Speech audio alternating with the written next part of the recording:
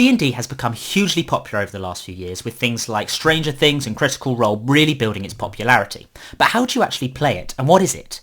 Well, today's episode of my guide will be for entirely new players and for people who just have this burning curiosity about what D&D actually is. In essence, D&D is a role-playing game where you play a character going on some kind of adventure. Most of the time, this adventure is a fantasy adventure, think Lord of the Rings or Game of Thrones, but really this adventure could be set absolutely anywhere you'd like. These adventures are then narrated by one of the players, normally called the DM or the Dungeon Master. They're in charge of making sure that the stories flow well, that the characters and the other players have got the right challenges in front of them, and in general just making sure that everyone is following the rules and playing as fair as they can be. They are helped in this endeavour by the second key feature of D&D, which is the dice. Most of the time you'll be using a D20, and the way this works is the DM will put a challenge in front of you, and then the player will roll the dice, and depending on how good they roll on that D20, which is a 20-sided dice, that will dictate how well they have done. If it's a 20, then they have done phenomenally well, the best that their character could possibly do. If they roll a 1, however, that will be the worst that they could possibly have done, and often will hit in a massive failure.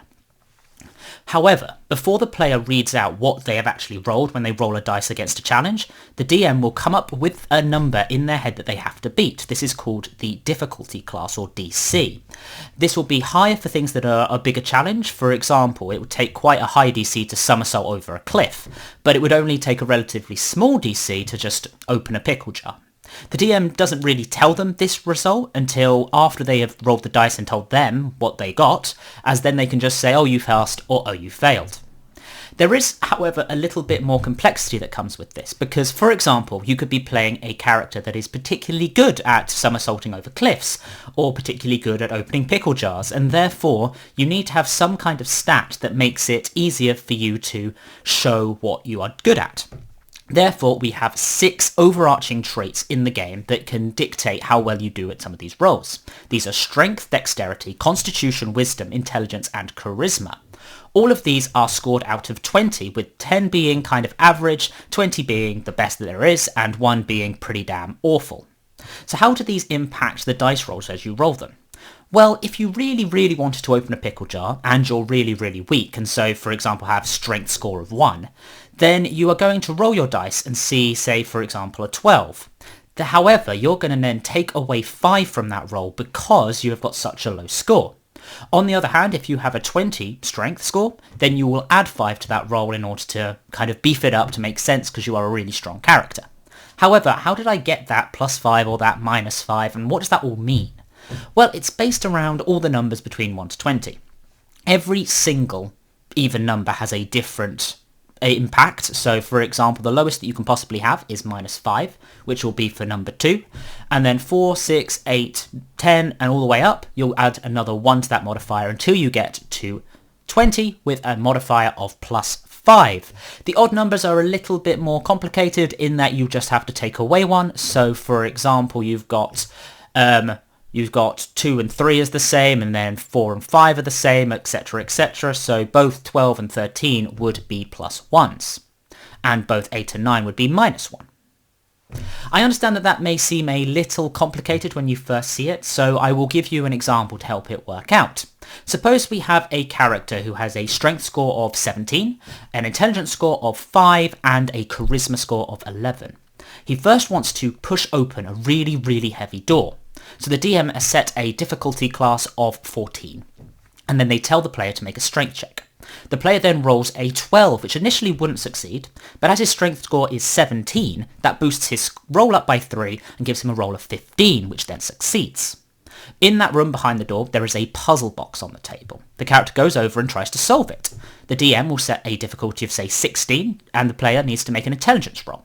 The player rolls a 17, which would initially succeed, but given that the character isn't too smart, he gets a penalty of 3, pushing it down to 14, which therefore doesn't succeed. Finally, frustrated, the player brings the puzzle box back to the local town and tries to convince someone to help him with it. The DM sets a difficulty class of 12 for trying to convince somebody, and he asks the player to roll a charisma check. The player rolls a 12 exactly, and as he has a score of 11, he gets no bonus or penalty to that roll. Now the question is, does he succeed? Well, in D&D we normally say that a meet is a beat, in which that means if you beat If you meet the difficulty that they have set, then you have succeeded in the role that you are doing. So that is the basics of how the roles work in D&D. A difficulty is set by the DM, the player rolls a dice, which is normally a d20, and then modifies the result depending on how good or bad they are at that particular skill. There is, however, one additional thing that you need to think of. For example, there are very many different things that could be classed under strength or under dexterity or under intelligence, so therefore sometimes you may be very, very good at a particular skill. Therefore, we have set underneath all of these 6 traits, we have different specific skills. For example, under dexterity you have sleight of hand, acrobatics and stealth, all of which are very clearly linked to dexterity, but all of which are very, very different from each other. It is possible that your character is really good at acrobatics, but not so good at stealth, for example. In that case, you would say that you are proficient in acrobatics, and therefore you get a small additional bonus when you are doing anything that kind of forces you to take an acrobatics check. Normally this bonus is only about a +2, but it can increase as you get more powerful characters, and as that character exists for a longer time and levels up.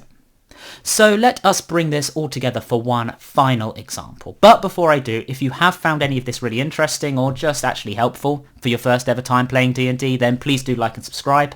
I'm trying to put out one of these every week for the foreseeable future, so it really does help out small channels, and I'm trying to grow. I recently reached 1,000 subs, which means a lot to me, so I'm really hoping to push on from there. Thank you very much. Anyway, the example. So our character from earlier now has a dexterity score of 8 and has proficiency in stealth, but not in acrobatics. After opening the puzzle box, he uncovers that there is a map in there to the enemy's hideout. Upon arriving there, he wants to sneak in. The DM has set a difficulty score of 12 in order for him to do this, and he asks the player to roll a stealth roll. The player rolls an 11 and has to reduce it by 1 because he is so bad at dex. This leaves him with a 10. But then they increase it by 2 because they are proficient in it, which then gives them a 12, which is enough to succeed.